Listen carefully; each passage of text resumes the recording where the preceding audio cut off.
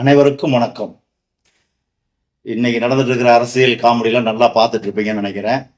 தேர்தலுக்கு முன் தேர்தலுக்கு பின் அப்படின்னு பார்த்துக்கிட்டா நம்ம எடுத்துக்க வேண்டியது அதிமுகவை தான் எடுத்துக்கணும்.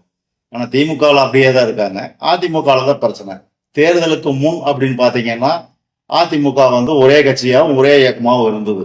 இப்போ பார்த்தீங்கன்னா ரெண்டாக உடஞ்சிருக்கு. ஆனால் வேலுமணி சாரும் சி.வி. சண்முகம் அவர்கள் 2 பேர் வந்து கட்சியெல்லாம் உடைக்கல, அதெல்லாம் பொய் அப்படின்னு வந்து சொல்லியிருக்கிறாங்க. இப்போ நம்ம எடுத்துக்க வேண்டியது எப்படின்னு பார்த்தீங்க அப்படின்னா, எந்த கட்சியா இருந்தாலும் நாம இப்போ இது வந்து உங்களுக்கு தெரிஞ்சிருக்கும். இந்த எலெக்ஷன்ல வெற்றி வாய்ப்பு இபிஎஸ் பண்ணி ஒரு ஆட்சி வந்திருந்தாருன்னா கண்டிப்பா இந்த சூழ்நிலை வந்திருக்காது.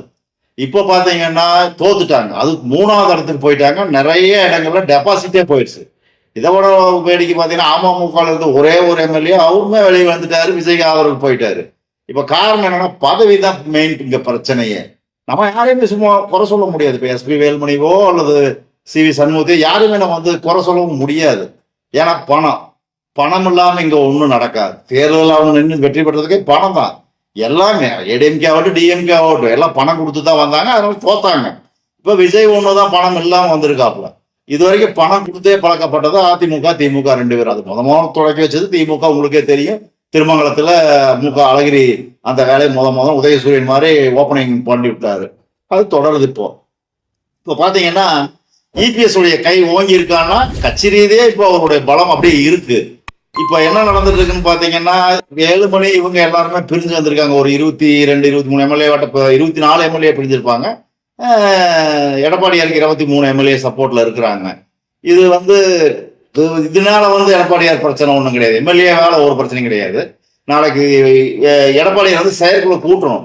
இப்போ வந்து என்ன சொல்லியிருக்காங்கன்னா டீசெண்டா வந்து என்ன சொல்லியிருக்காருன்னா, ஐயா வேலுமணி அவர்களும் திரு சி.வி. சண்முகம் அவர்களும் பார்த்தீங்கன்னா நாங்களாம் கட்சி உடைக்கல, அப்படியே தான் இருக்கிறோம், கட்சி உடைக்கணும்னு பத்திரிக்கை தான் செய்தி வந்து இந்த மாதிரி தவறா ஊடகத்துல செய்தி வெளிவந்துட்டு இருக்கு, கட்சி உடைக்கல அப்படின்னு சொல்லியிருக்காங்க. அது மேலோட்டமா பார்த்தா உங்களுக்கு சரி அப்படிங்கிற மாதிரி தான் தெரியும். ஆனா அது வரல, உண்மை அது வரல. நாளைக்கு செயற்குழு கூட்டி வரும்போது பேசும்போது பார்த்தீங்கன்னா தோல்விக்கு காரணம் பழனிசாமி தான், எடப்பாடியார் பழனிசாமி தான் அப்படின்னு அவர் சொல்லி பிஜேபியோட லிங்க்ல இருக்கக்கூடியவர் தான் எஸ்பி வேலுமணி அவர். நல்லா லிங்க்ல ஆர்எஸ்எஸ் பிஜேபியோட ஆர்எஸ்எஸ் இருக்கிறவர். அவர் ஆர்எஸ்எஸ் சாக்காவுக்கெல்லாம் போய் பார்த்துட்டு வந்தவர் தாங்க. பார்த்துருப்பீங்க, அந்த வீடியோலாம் பார்த்துருப்பீங்க.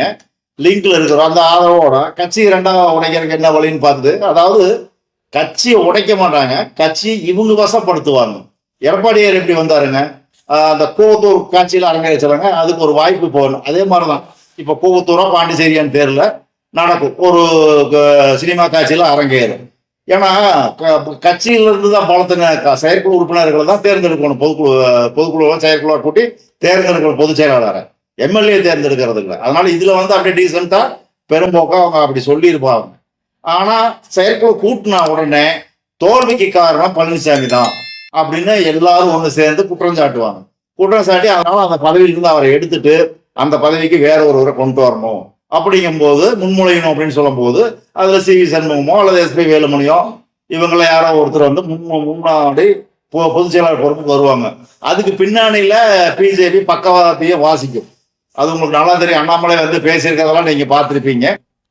அமெரிக்கால இருந்து அவர் பேசியிருந்தாரு, எப்படியோ திராவிட கட்சிகள்லாம் ஒளிஞ்சிருச்சு அப்படின்னு சொல்லி பேசியிருந்திருப்பாரு.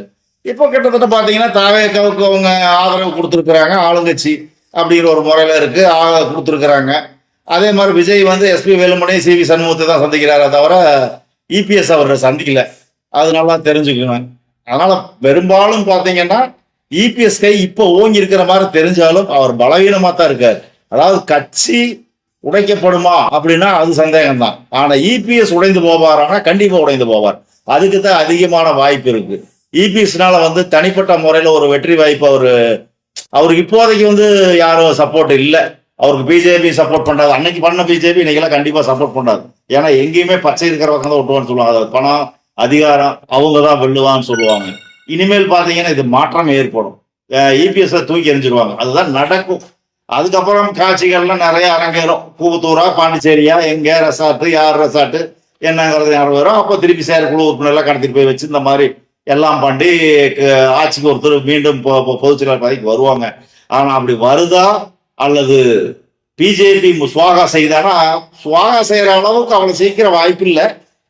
ஆனா அது நடந்தாலும் நடக்கலாம், ஒன்றும் சொல்ல முடியாது. கட்சியவே லாக் பண்ணி சின்னத்தை முடக்கிட்டாங்கன்னா கட்சி காணாம போயிடும். அந்த மாதிரி இது பண்றாங்களாங்கிறத பொறுத்திருந்து தான் பார்க்கணும். காலம்தான் பதில் சொல்லணும்.